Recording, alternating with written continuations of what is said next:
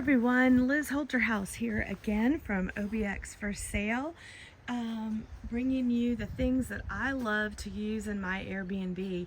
So the front of the Airbnb, which is of course attached to our main house, when we moved in we had these beautiful green window boxes. They're quite large, they're metal, and they were already several years old, and last year this one over here had the bottom rust out of it.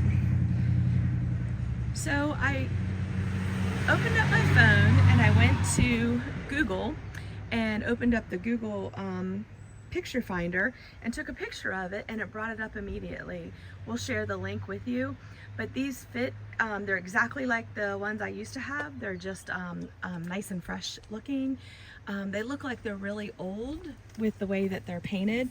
These are very large window boxes, and we've just put fresh flowers in them for the spring, but just absolutely love them.